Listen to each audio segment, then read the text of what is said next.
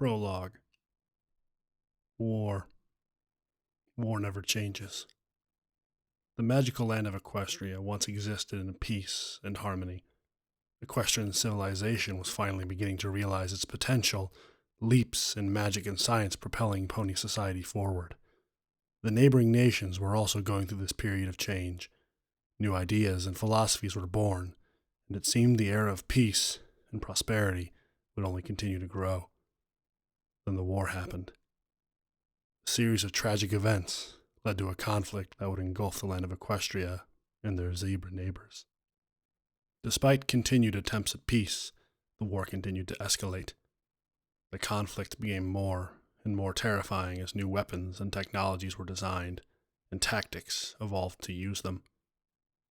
The Great War finally ended when balefire megaspells rained down across the world, leaving behind a husk of what it once was, a thriving planet. The survivors of the war emerged to find a ruined and dangerous land waiting for them. Of these survivors, the Steel Rangers were some of the best equipped to face the new hazards of Equestria.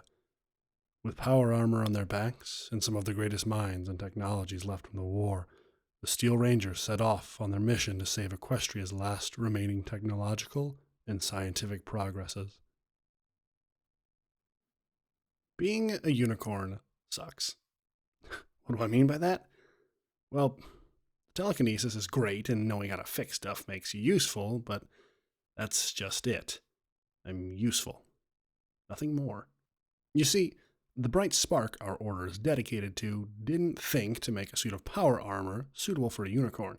I mean, some pony thought far enough to create winged power armor for those enclave cocknoodles, but a horned helmet? Oh no, that's risky territory right there. So, I get relegated to fixing and repairing machines. When I'm not balancing the books, that is. Yes, balancing the books. I'm the external treasurer, at best, the glorified mechanic. Excuse me if I don't jump for joy at having twice the amount of work the regular unicorn has, for half of the respect. Oh, that's right. You don't know why I'm griping. Allow me to elaborate. When you're a Steel Ranger, you have two potential paths. You either work as a scribe and help to maintain the technology and knowledge we've managed to save, or you're one of those power-armored show-offs that go out in the fields, guns blazing, proving what a badass you are. I am not one of those badasses. Hell, I'm not even a scribe, chartering our next course of action or discovering how to create a more efficient magical Gatling laser. No, I'm the lowly tech head initiate who fixes the power armor or salvages what's left of it. I'm also the pony who has to write up the trade agreements with the local tribals and get them to scavenge for us. I'm the pony that has to convince the tribals who prop up and worship a suit of power armor that it's just a piece of technology and they'd be better off with a sack of assault rifles than a weather-worn piece of advanced power armor. So here's my point. I'm simply a useful part of the group. I fill a niche, but can't even get fully functional armor. Hell, I got reprimanded for stealing a helmet and cutting a hole through it for my horn. Okay, so I ruined the helmet. But it's not my fault the Ministry of Wartime Tech or the Ministry of Image didn't make a helmet for unicorns. I'd say they were prejudiced, except the ministries were run by ponies from each group. But enough moping from me. I suppose I should be grateful. I could have wound up as a raider or one of those tribals. I could have been part of some warband, or in the worst case scenario, I could have been a slave. There are loads of situations worse than my own, and I know, because I've seen some of them. But let's not get ahead of ourselves. There are all kinds of messed up things that can happen to me. Like creepy cults, which, if you think about it, the Rangers are a bit like that. You know, all the oaths and stuff. Here, let me give you some examples. We swear to protect Equestria and all her technological achievements. We swear to protect our brothers and sisters. We swear to protect ponykind. We put our faith in our brothers and sisters. We trust them to protect us, just as we will protect them. As you can gather, most of the oaths are along the lines of getting us to trust and rely on one another, making us a stronger group. In theory, anyway.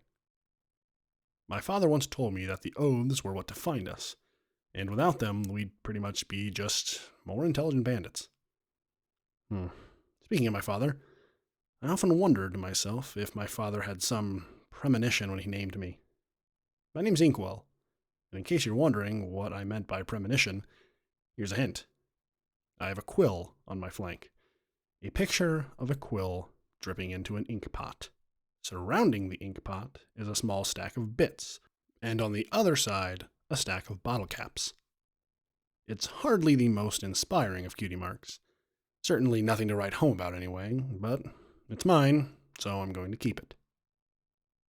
My quarters rocked and swayed uncomfortably against the neighboring rooms as the wind roared outside. The metal walls hummed as they rattled against the rest of the compartments that made up the transport. The clamped-on section of the ship I was riding in had not been attached as tightly, otherwise it wouldn't be rattling and vibrating so badly. I was sitting down in a rather comfortable position as I went over the reports I had been given before we left. My first priority would be to discover the economic climate of Wintertrot, mainly from reports I had been forced to read. I couldn't simply go out and do it by hoof because of the Steel Rangers. They didn't want to waste a valuable asset like myself. It figures that a ship full of tech heads would need some pony to be their bean counter and work out deals with the local populace. Otherwise, we'd be scrounging for ammo as we tried to wrestle the tech from their dead hooves. It's a grim prospect, but one I'm happy to say I prevent of a lot of the time. I looked up from my pile of paperwork and stared at the walls of my rattling quarters, completely bored out of my mind. Maybe today is the day I don a suit of power armor. Then I'll go room to room, deck to deck, and personally kick each of those inconsiderate pricks right in the... My brief fantasy was ruined, however, by a sudden announcement from the ship-wide intercom. Scribes and Rangers, ETA to Wintertrot is approximately 1 hour, 15 minutes. Please prepare for landing. We will be experiencing severe turbulence on arrival. Funny how they never think to mention the initiates. What am I, moldy hay or something? I spoke aloud to myself. Not because, as if I think I'm an egotistical narcissist. No, I just really like the sound of my own voice sometimes. I got up from my chair and reluctantly made my way to the outer corridor. The passageway branched out in multiple corridors, leading out to other parts of the ship. I began navigating the halls, taking the quickest route to the center of the ship. The central chamber of the airship had numerous chairs that we had to buckle into before landing. Something about the stress of entering lower altitudes from higher ones. Some pony had told me why, but aerodynamics wasn't really one of my strong points. I stood in line ready to take my seat when I was knocked out of the line. I got back up, growling in frustration when I turned to see that Jackknife had taken my spot. The mare turned back to me, blowing me a mocking kiss before turning and talking to one of her friends. Sighing, I moved to the back of the line. No pony was willing to sidle over and let me slip back into it, though. After waiting in line again, I was ready to take my seat, when I suddenly realized my tags were missing. For those of you unfamiliar with Steel Ranger practices, here's a quick rundown on why tags are important. A tag is a small chip that is inserted into a terminal or mainframe so information can be read or encoded on it. The tag's purpose was to detail a ranger's career and their outstanding accomplishments. Everything is recorded, such as the number of kills you make, the technology you've recovered, technology you restored or destroyed, even the shape of your cutie mark is recorded on the damn things. I groaned in frustration. I would have to trudge all the way back to my quarters and retrieve the damn thing. That, or I would risk a reprimand and loss of my more scant free time. I turned around and left, making my way through the airship at a jog. The corridors were now deserted, much to my relief. The last thing I wanted to was to run into one of my commanding officers, or worse, a star paladin. They got really strict about such things like tags. I re-entered my quarters a minute later and found them hanging on a steel chain, loosely draped over a small peg above my bed. I levitated the small tags over to me, sighing as I thought of the very few annotations downloaded onto the nigh indestructible chip. I hung the chain around my neck and tucked it beneath my overalls. The cold metal chip hung limply against my chest. Nodding to myself, I turned and prepared to leave the room. I barely took 2 steps when I was thrown into the air. My head had met the cold metal ceiling of the small room with a solid thump. Instantly, my ears were ringing and popping, and I felt light-hoofed. My hooves touched the floor gently. I was barely brushing the metal floor as I felt the ship beginning to fall. I struggled and flailed whilst trying to reach the door, moving ever so slowly. I managed to pull myself over to it. The hatch, much to my horror, refused to move. It must have been automatically sealed by the airship's onboard systems.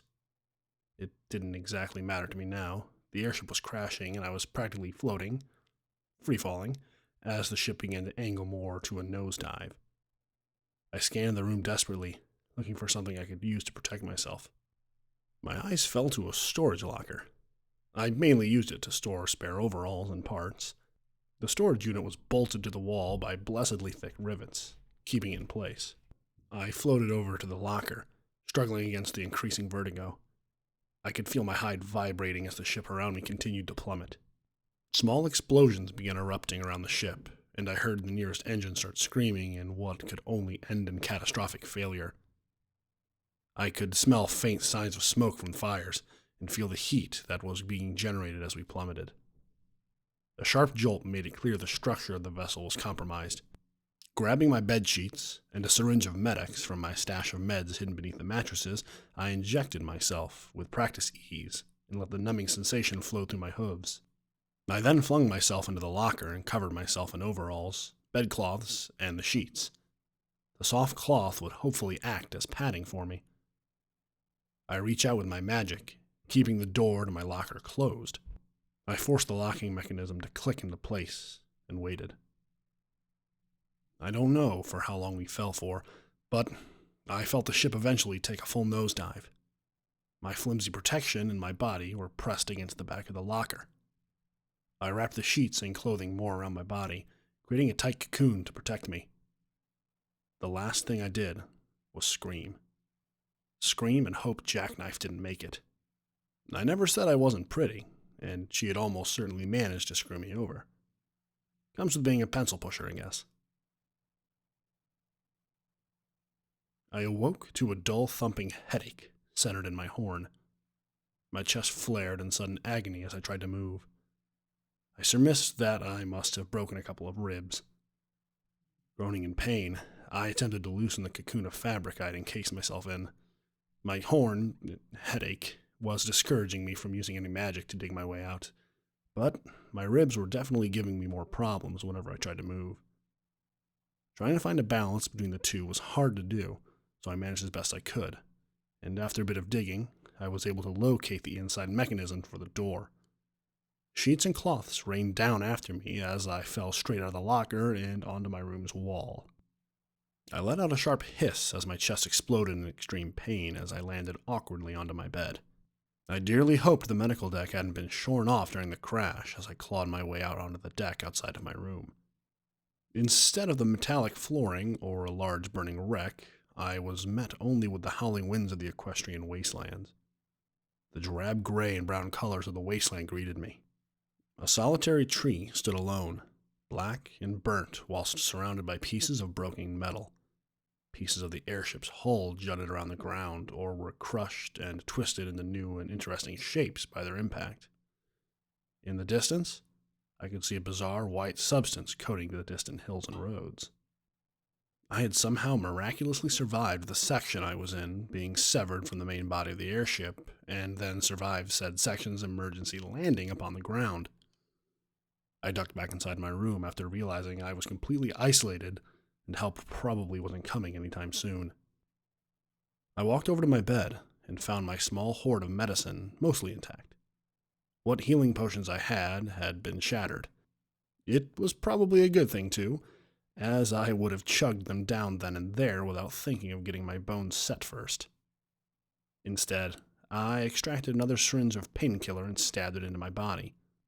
With a rush of relief, I could feel the soft and comforting coolness of Medex once again flooding my system. I stuffed a roll of healing bandages into my robe's inner pockets and an unlabeled vial I was keeping for a special occasion. I patted my clothing gently, adjusting their contents, and slowly went back to the locker. small jolts of fear running through me as I sifted through the assorted clothes and blankets. My hooves finally found what I sought. I threw the bundle of cloth aside and pulled out a small leather knife sheath. I had lost the knife a long time ago, but I still held onto the sheath. I had one day hoped to replace the knife, but it kept slipping my mind. With the small sheath stashed inside my robes, I trotted out into the wasteland with 2 goals in mind. First, I needed to hook up with whatever remained of my contingent. Second, to see if our fighting force was so completely crippled that they'd finally let me wear a pair of power armor and make a helmet for my horn. I had my doubts about the second goal, but a stallion can dream, right? I set off into the wastes, following a trail of metal and plastic debris. The faint smoke clouds in the distance was my first objective. Footnote: level up. Strength, 5. Perception, 2. Endurance, 5. Charisma, 5. Intelligence, 7. Agility, 6. Luck, 7. Trait revealed: Misfit. You can be very socially awkward and have a harder time making friends or realizing that you already have them. Perk added: Survival Expert. Level 1, Junior Survival Expert. You recognize a dangerous situation when you see one, and your quick wits can get you out of trouble. +2 to all of your resistance stats.